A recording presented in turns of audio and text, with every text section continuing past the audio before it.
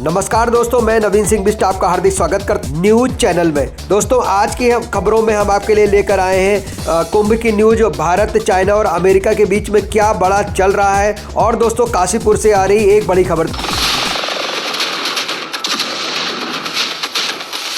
दुनिया के सबसे ताकतवर देशों की लिस्ट में भारत चौथे नंबर पर आता है। भारत से आगे 3 देश हैं, अमेरिका, रूस और चीन। अब भारत के लिए इन तीनों देशों में जबरदस्त जंग शुरू हो गई है।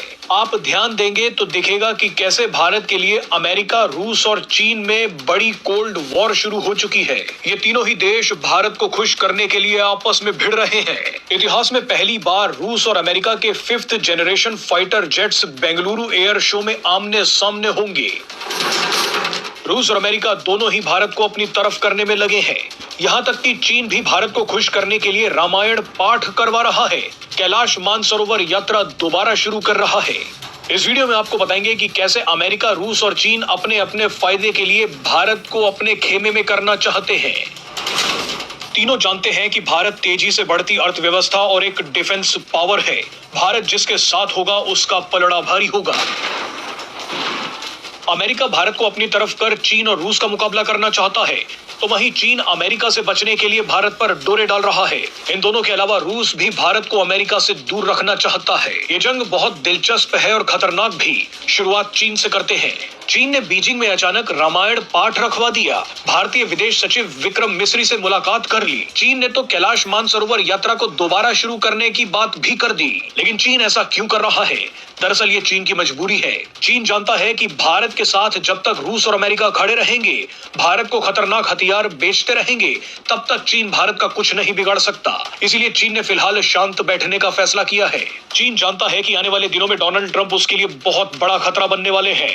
ट्रंप ने चीन पर 10% टैरिफ लगा दिया है। चीन की छवि को खराब करने के लिए डोनाल्ड ट्रंप ने दोबारा बोलना शुरू कर दिया है कि कोरोना वुहान लैब से फैला था।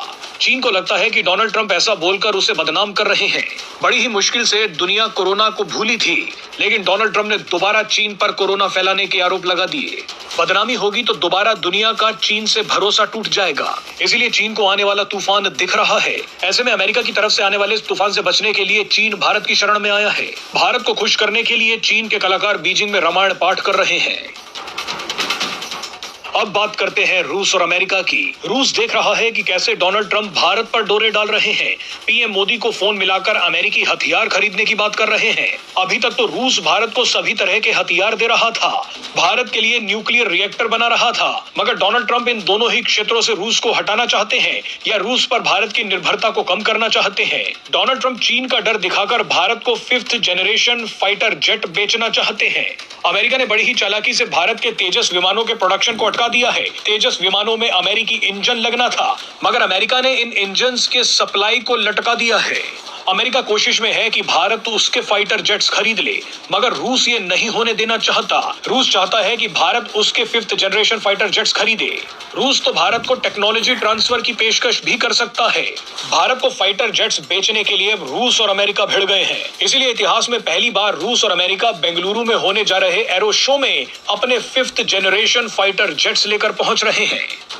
पहली बार भारत में रूस का Su-57 और अमेरिका का F-35 आमने सामने होगा। अमेरिका इस कोशिश में भी है कि भारत अब उसका एयर डिफेंस सिस्टम खरीदे।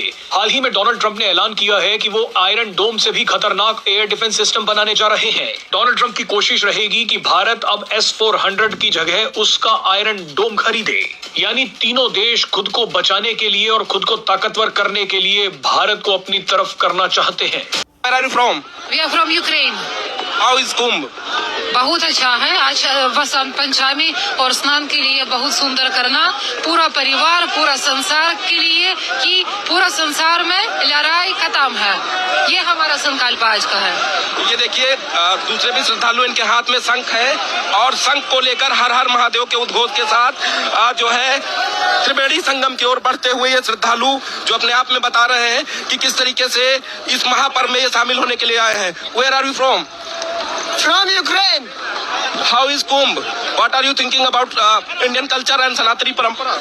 I love Indian culture and I love our Guruji, Mahayogi Palot Babaji ki Jai! Har Har! Har Har! Har Har!